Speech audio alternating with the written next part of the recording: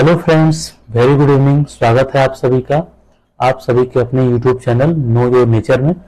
दोस्तों, जैसा कि आपको पता है कि हम लोग सॉइल साइंस के ऑब्जेक्टिव सॉइल साइंस के क्वेश्चन को सॉल्व कर रहे थे एसआर कांतवा जी के बुक से।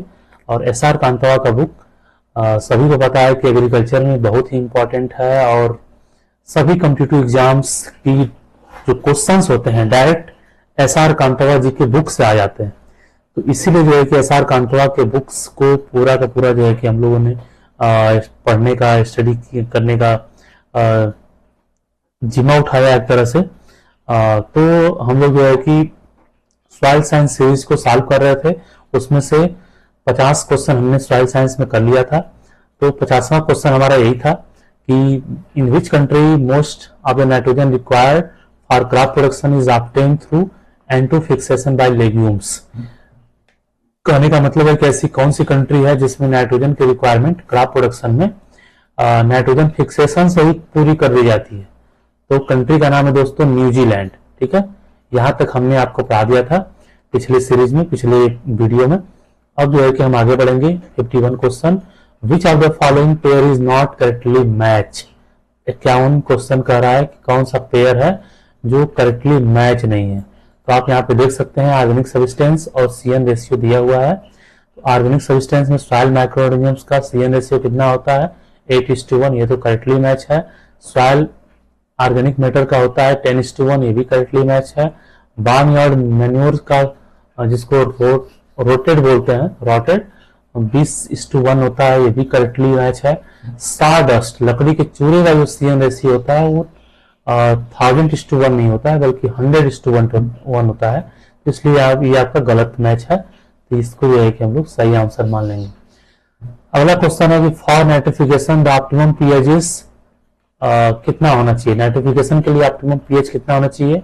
तो नाइट्रिफिकेशन के लिए ऑप्टिमम पीएच 8.5 होना चाहिए। नाइट्रोसोमोनास और नाइट्रोबैक्टर कॉज नाइट्रिफिकेशन और एन ऑब्लिगेट।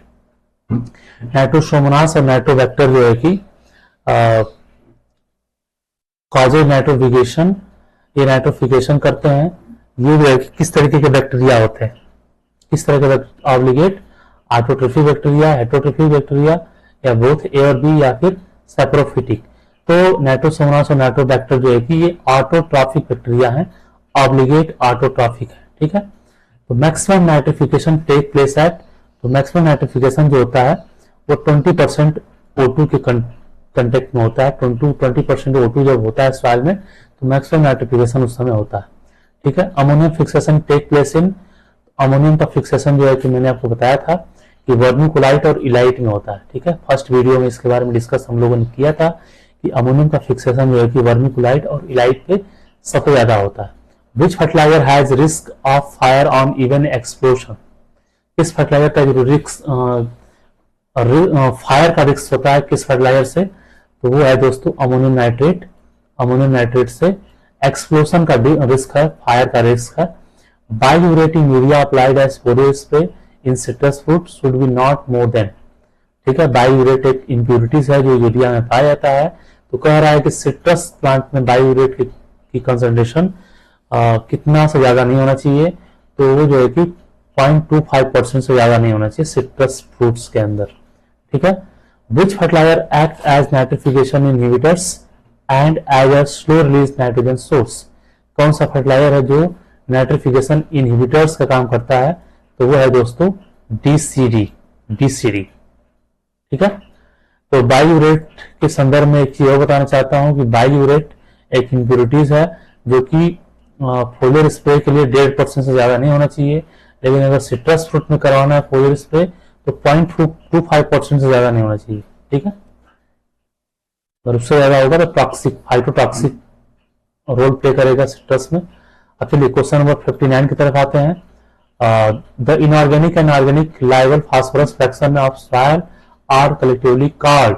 इनऑर्गेनिक और ऑर्गेनिक लाइवल फास्फोरस फ्रैक्शन ऑफ सॉइल को जो कलेक्टिवली क्या बोलते हैं, तो इसको बोलते हैं हम लोग क्वांटिफाइंग फैक्टर।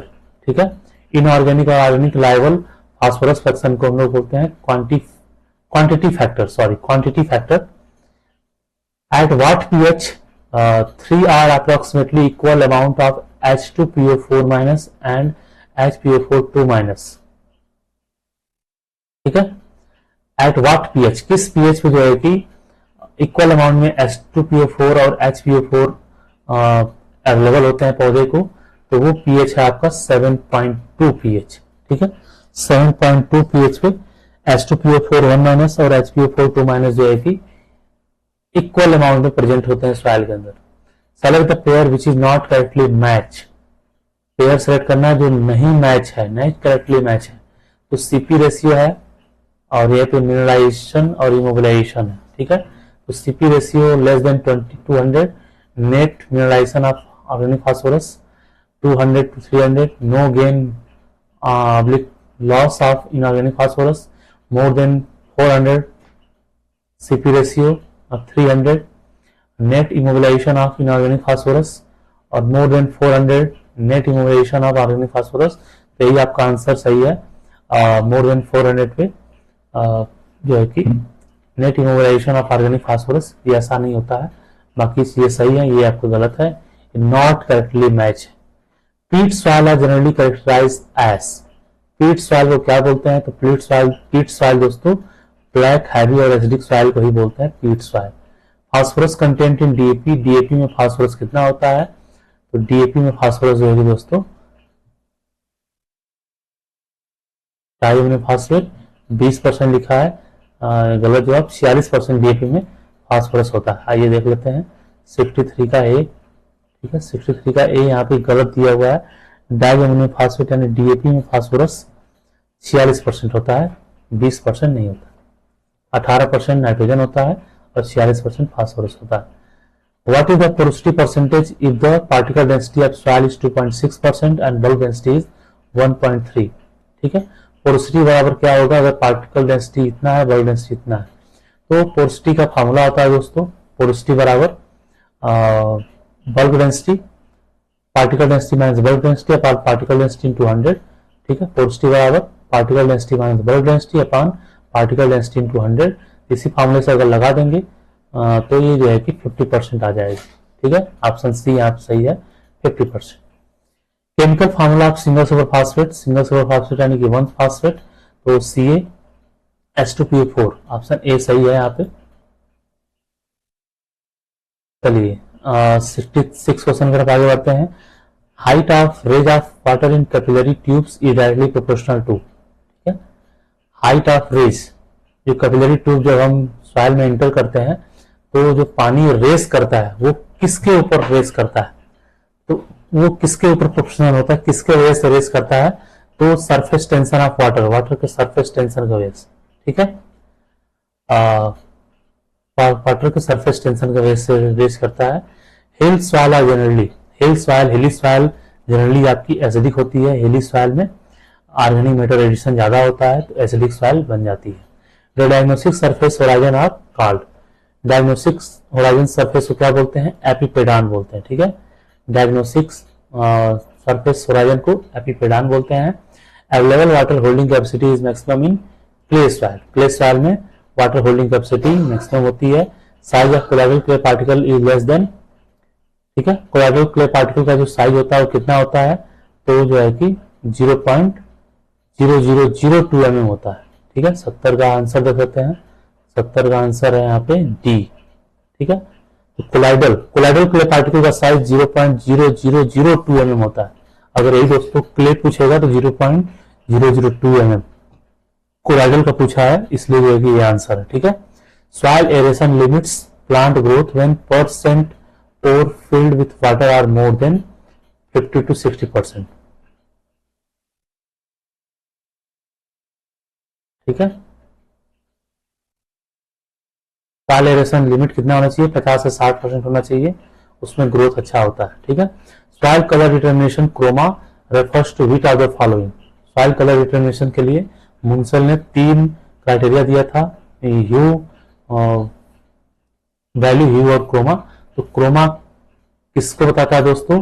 तो क्रोमा जो है कि प्योरिटी और स्ट्रेंथ ऑफ द कलर को बताता है। ये मोस्ट इंपॉर्टेंट क्वेश्चन है, चाहे आईएएस का एग्जाम हो, पीसीएस का एग्जाम हो, हर जगह जो है कि पूछा जाता है, ठीक है।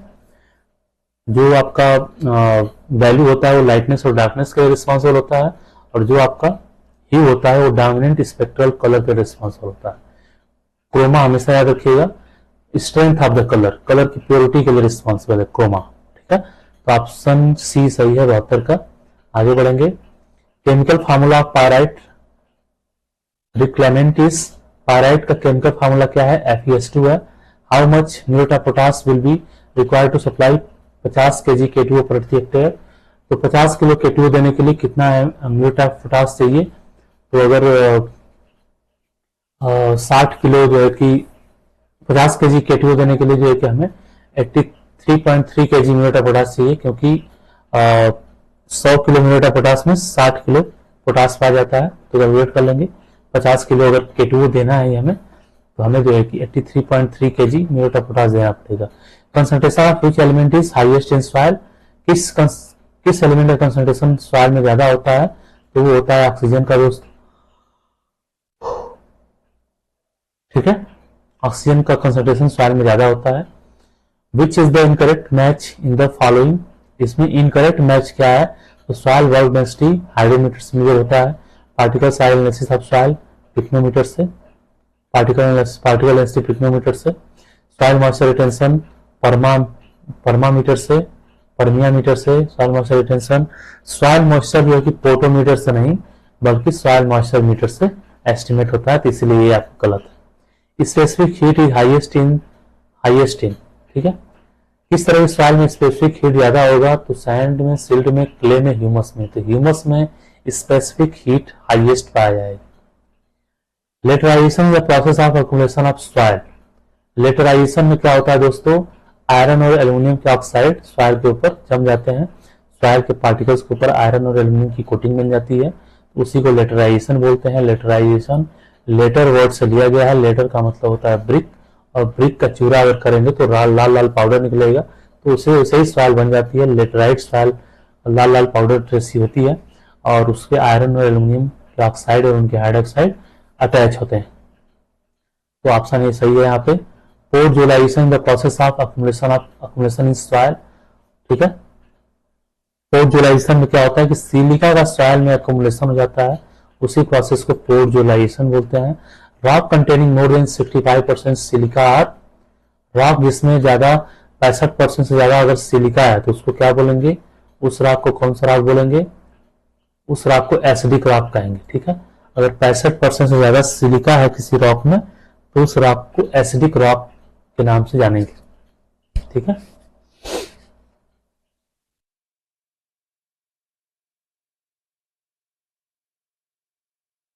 Average content of silica in soil, soil में एवरेज कंटेंट सिलिका कितना होता है दोस्तों? तो वो होता है 27%, 27%, ठीक है। Concentration of nitrogen in soil air is, soil air में नाइट्रोजन कंसंट्रेशन कितना है? 78%। विच of the following is not correctly match, इसमें से करेक्टली मैच कौन सा नहीं है? तो केओलाइट फास्फोरस कंटेनिंग मिनरल है, मोंटमोरोनाइट पोटेशियम और मैग्नीशियम, वर्मिकुलाइट Mg, इलाइट जो है कि आयरन कंटेनिंग मिनरल नहीं है, तो ये नॉट करेक्टली मैच है, तो ऑप्शन बी आपका सही हो जाएगा, इलाइट, इलाइट और आयरन, ठीक है।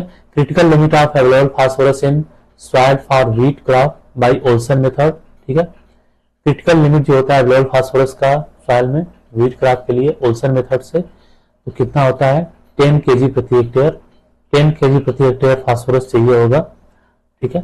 ये क्रिटिकल लिमिट है, अगर इससे कम फास्फोरस है तो वो खतरा है पौधे के लिए, उपज कम हो जाएगी। Sulphur content in ammonium sulphate, ammonium sulphate में 24% सल्फर होता है, याद रखिएगा।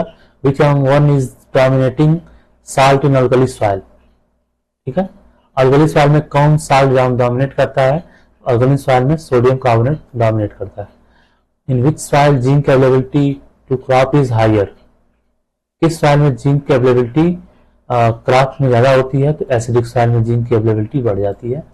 विच of the following is correct, ठीक है। तो P2O5 में किसका मल्टीप्लाई करते हैं तो फास्फोरस निकल आता है, तो P2O5 में 0.44 एक फैक्टर है दोस्तों, इसका मल्टीप्लाई करते हैं तो फास्फोरस निकल जाता है, तो ऑप्शन ए सही है।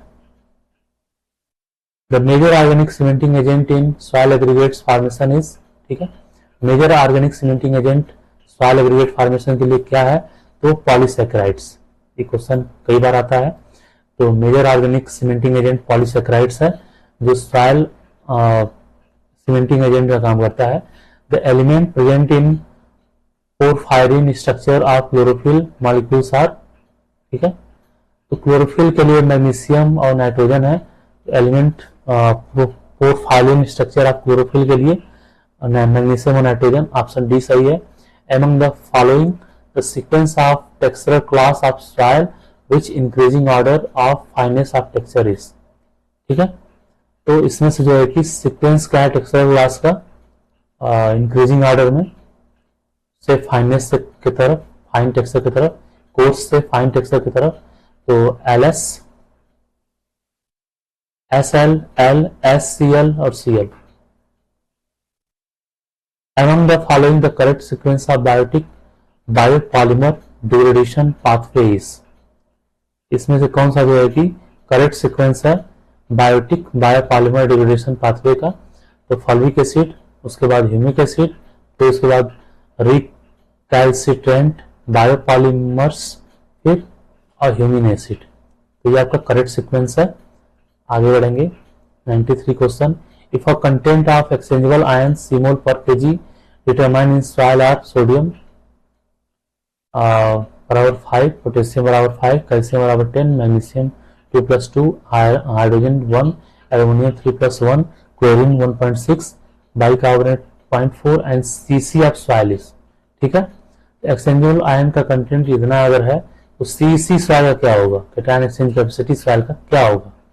तो सॉइल में जो कैटायन एक्सचेंज कैपेसिटी होगा वो 20 सीमोल पर केजी ऑफ सॉइल हो जाएगा, ठीक है। याद रखेंगे 20 सीमोल पर केजी ऑफ सॉइल हो जाएगा। तो हमको लग रहा है सभी को प्लस कर दे रहा है, यहाँ पे सभी को प्लस कर दीजिए। 5 5 10, 2 12 13 14 15 15 और 1 16, ये 16 ही हुआ। तो इनके बैलेंसी को दोगुना कर दीजिए। अगर ये 10 10 20 20 4 24 24 3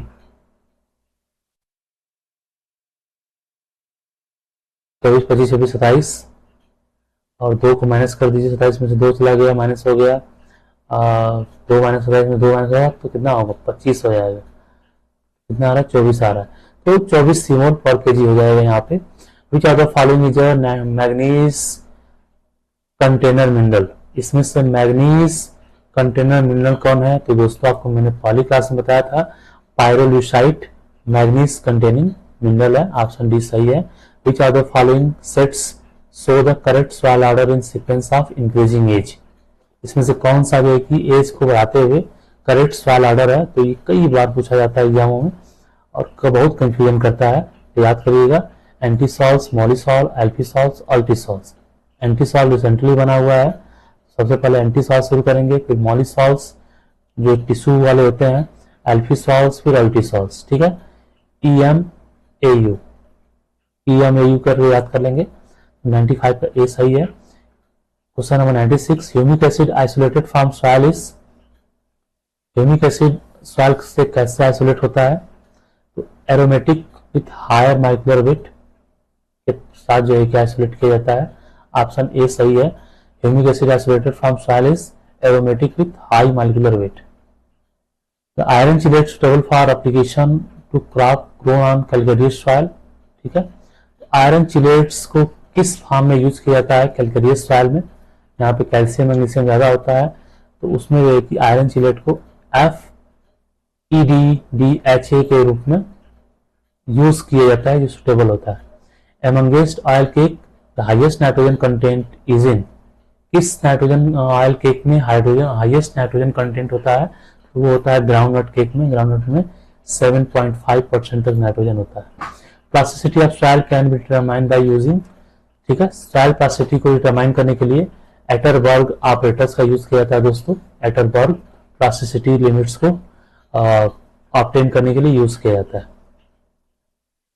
soil aggregation can be estimated by, soil aggregation को जो है कि योडर्स ऑपरेटर्स के द्वारा एस्टिमेट किया जाता है। Which are the following values give in terms of redox potential of soil and B represents a highly reduced condition of soil, ठीक है। इसमें से कौन सा वैल्यू जो है कि रेडॉक्स पोटेंशियल को बताता है, जो highly reduced condition of soil का, तो -250 -250 MB जो है कि हाईली रिड्यूस कंडीशन है सॉइल का। From QI relationship described bye bucket 1964 a high PVC potassium indicate that. ठीक है, तो QI रिलेशनशिप सबसे पहले तो बैकेट ने डिस्क्राइब किया था, ये भी एक क्वेश्चन बनता है 1964 में। High PVC potassium indicate that. तो हाई PVC पोटेशियम इंडिकेट क्या करता है, availability of potassium in soil is excellent. इसका मतलब है कि सॉइल में अवेलेबिलिटी पोटेशियम का एक्सीलेंट। ये क्वेश्चन आया था, मैंने पोटेशियम के केस में आपको पढ़ाया था दोस्तों। क्वेश्चन ये सारे आ चुके हैं ऑलरेडी। जो थियरी पोर्शन था सॉइल साइंस का, उसमें जो है कि इसका पूरा फार्मूला था एक, PVC पोटेशियम बराबर होता है amount of potassium upon root availability of calcium plus magnesium. तो which of one of the following is the correct quantity of zinc sulfate required to prepare 100 liter of 200 ppm solution for potash पे quantity of zinc sulfate required in gram। ठीक है, तो कितना जो है कि zinc sulphate चाहिए 100 litre पानी में ताकि 200 ppm का सोल्यूशन बन जाए। तो जिंक सल्फेट 200 ग्राम अगर हम 100 लीटर पानी में डाल दें तो 200 ppm का सोल्यूशन बन जाएगा। तो ऑप्शन हमारा सी बिल्कुल सही है, 200। Which plant element account for at least 1/2 of the total number of ion absorbed?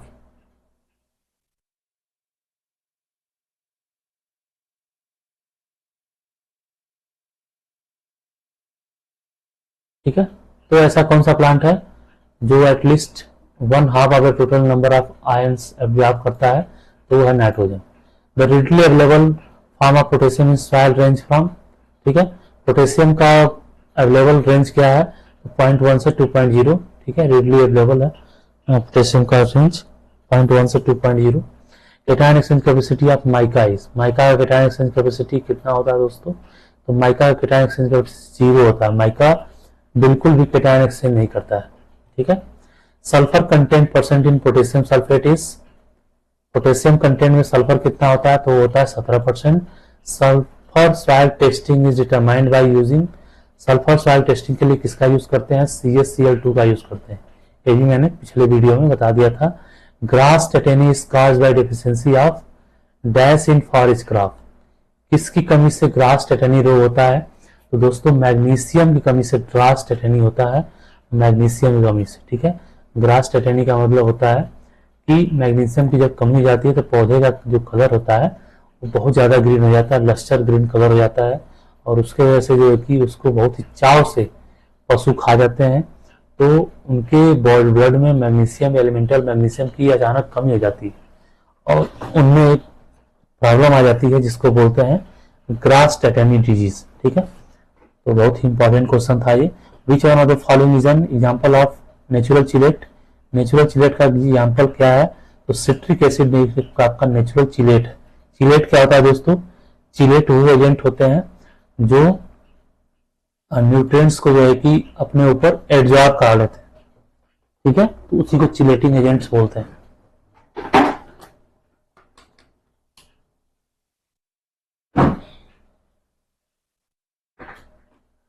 चलिए, which method is applied for testing of iron, zinc, copper and magnesium. तो इसमें से किस मेथड को अप्लाई किया जाता है आयरन, जिंक, कॉपर और मैग्नीशियम की टेस्टिंग के लिए, तो DTPA मेथड। ठीक है, which one of the following is not magnesium, manganese mineral. Mn mineral इसमें से कौन सा नहीं है, तो पायरोलुसाइट, हाइस्मेनाइट और रोडोनाइट, ये सब मैग्नीज मिनरल है। टेनोराइड जो है कि मैग्नीशियम मिनरल, मैग्नीज मिनरल नहीं है। Which element is the only non metal among the micronutrients. इसमें से कौन सा एक ओनली नॉन मेटल है माइक्रोन्यूट्रिएंट्स में, तो बोरान जो है कि आपका नॉन मेटल एलिमेंट है। ये बहुत ही इंपॉर्टेंट क्वेश्चन है, अभी हाल ही में मुझे एक एग्जाम में देखने को मिला था। मॉलिब्डेनोसिस और disease in cattle is caused by an imbalance of molybdenum and copper in the diet when molybdenum content of the forage is greater than। ये क्वेश्चन भी मैंने आपको पिछले वीडियो में बताया था। तो इसका आंसर बताइए कि मॉलिब्डेनोसिस जो डिजीज होता है कैटल में वो कब होता है, जब मॉलिब्डेनम कंटेंट जो है कि 5 ppm से ज़्यादा आ जाता है। मोलिब्डेनम कंटेन 3 ppm या उससे कम ही होना चाहिए, ठीक है, 2 ppm से कम ही होना चाहिए। अगर 5 ppm से ज़्यादा जाता है तो मोलिब्डेनोसिस डिजीज हो जाता है कैटल के अंदर। Calcium hydroxide has a neutralising value calcium carbonate equivalent of 136%। Calcium hydroxide के पास न्यूट्रलाइजिंग वैल्यू होता है calcium carbonate equivalent of 136%। Dash toxicity is probably the important growth limiting factor in acidic soil, particularly when pH less than 5.5 to 5.5। तो aluminium toxicity जो है कि growth limiting factor होता है acidic soil में 5 से 5.5 pH पे। Lime recommendation is made on the basis of dash inch furrow slide। Lime recommendation कब 6 इंच फॉरो स्लाइस में किया जाता है दोस्तों। Which are the following soil have poor physical condition. किस सॉइल का पुअर फिजिकल कंडीशन होता है, तो वो होता है sodic soil. Sodium absorption ratio SAR can be calculated by using formula. SAR बराबर क्या होता है दोस्तों, SAR बराबर sodium upon root calcium plus magnesium divided by 2 होता है, ठीक है। ये इसका सही ये फार्मूला है, तो आंसर याद रखिएगा। The exchange sodium ratio ESR can be calculated by, ठीक है। एक्सचेंजेबल सोडियम परसेंटेज भी होता है, एक्सचेंजेबल सोडियम रेशियो भी होता है। तो इसका जो सही जवाब है दोस्तों वो यहाँ लिखा हुआ है ESR exchangeable sodium upon exchangeable calcium plus magnesium, ठीक है। Exchangeable sodium upon exchangeable calcium plus magnesium ESR बराबर होता है, रेशियो होता है सोडियम और कैल्शियम प्लस मैग्नीशियम का, ठीक है। Leaching requirement can be estimated by formula. Leaching requirement बराबर होता है EC/IW अपॉन EC/DW, ठीक है, ठीक है। Leaching requirement EC/IW upon EC/DW, ठीक है, इसको याद रखिएगा। Dash refers to a condition in which crop needs more of a given nutrients at has shown no deficiency symptom, ठीक है। तो पौधे में न्यूट्रिएंट की कमी है और सिम्टम शो नहीं कर रहा है, इसका मतलब हिडन हंगर है, ठीक है। हिडन हंगर की समस्या है, वो भूख तो लगी है लेकिन बता नहीं रहा है, ठीक है। न्यूट्रिएंट की कमी है लेकिन सिम्टम शो नहीं कर रहा है, तो hidden hunger. In sugarcane which leaf is most appropriate for total tissue test, ठीक है। शुगर केन में किस लीफ का यूज जो है कि सही रहता है टोटल टिश्यू टेस्ट के लिए, तो fourth fully developed leaf from the top, top से जो चौथी फुली डेवलप्ड लीफ होती है उसका यूज जो है कि टोटल टिश्यू टेस्ट के लिए सही रहता है, अप्रोप्रिएट रहता है। Which part of cotton plant is use for tissue test. Cotton plant का कौन सा पार्ट यूज किया जाता है टिश्यू टेस्ट के लिए, तो यंगेस्ट और fully mature leaf of main stem. Main stem का यंग और फुली मैच्योर लीफ का यूज टिश्यू टेस्ट के लिए किया जाता है। Diagnosis and recommendation integration system DRIS is applicable for, ठीक है। तो ड्रिस सिस्टम जो है कि लॉन्ग ड्यूरेशन क्रॉप्स के लिए एप्लीकेबल होता है। Crop logging development by CF Clement is carried out for sugar cane in Hawaii, ठीक है। ऑप्शन 20 का हवाई है। Crop logging development by CF element is carried out by sugarcane in Hawaii.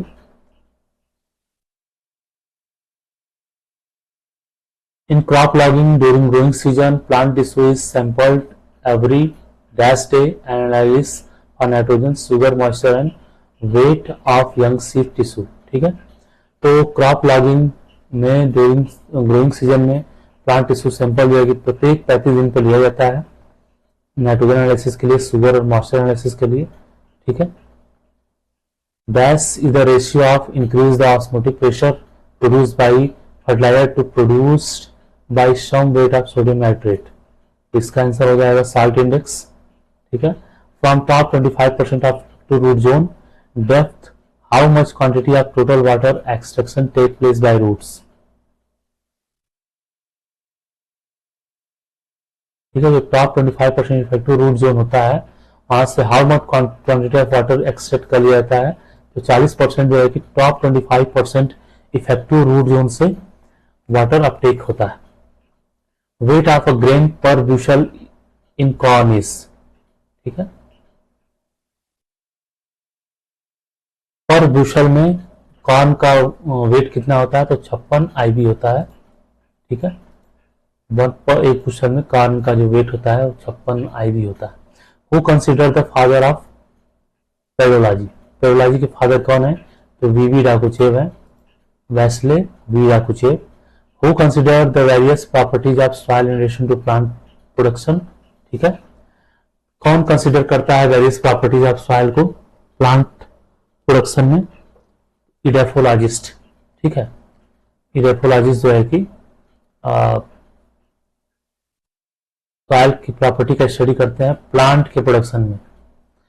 Unconsolidated material overlying rock is known as regolith, जो rock होता है, rock के ऊपर जो अनकंसोलिडेटेड मटेरियल होता है उसको रिगोलिथ बोलते हैं। वर्टिकल सेक्शन ऑफ सॉइल क्या बोलते हैं, प्रोफाइल बोलते हैं। द सोलम इज कंप्राइज ऑफ, सोलम ए और बी होराइजन को बोलते हैं दोस्तों। Organic soil commonly contain more than 50% organic matter by volume and at least dash by weight basis, ठीक है। ऑर्गेनिक सॉइल में जो है कि 50% ऑर्गेनिक मैटर होता है वॉल्यूम से, और 20% जो है कि वेट बेसिस ऑर्गेनिक मैटर होता है। Among primary minerals most resistance to weathering is, primary mineral में जो वेदरिंग रेसिस्टेंस है वो क्वार्ट्ज है, और हाईली एबंडेंट मिनरल भी क्वार्ट्ज है। Least resistant minerals to weathering is, ठीक है, मोस्ट रेसिस्टेंस क्वार्ट्ज, और लीस्ट रेसिस्टेंट कौन है, ओलिवाइन। ओलिवाइन की रेसिस्टेंसी बहुत कम होती है, तो लीस्ट रेसिस्टेंस कौन है, olivine. Which are the following is secondary mineral, secondary mineral यहाँ पे कौन है, यहाँ पे जो है कि डोलोमाइट आपका सेकेंडरी मिनरल है। Inorganic parent material transported by gravity is, inorganic parent material transported by gravity, gravity के द्वारा अगर कोई भी इनऑर्गेनिक पैरेंट मटेरियल ट्रांसपोर्ट होता है due to the force of gravity, उसको क्या बोलेंगे, कोलोवियल बोलेंगे। इओलियन हवा से अगर ट्रांसपोर्ट होता है, ग्लेशियल अगर ग्लेशियन से ट्रांसपोर्ट होता है, मरीन अगर मराइन से ट्रांसपोर्ट होता है समुद्रों से, तो अलग अलग टर्म यूज किए जाते हैं। Wind blown material comprised primarily of silt with some fine sand and clay are called, ठीक है।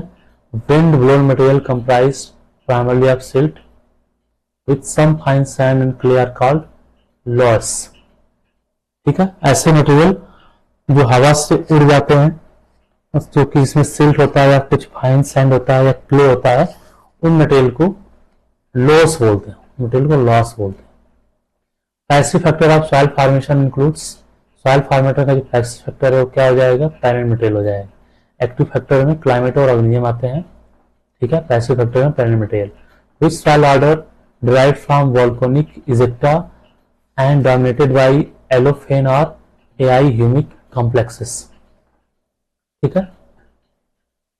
कौन सॉइल ऑर्डर जो है कि वोल्केनिक इजेक्टा से निकला है, जिसमें एलोफेन या एआई ह्यूमिक कॉम्प्लेक्सेस पाए जाते हैं, तो वो है आपका एंडीसॉल्स।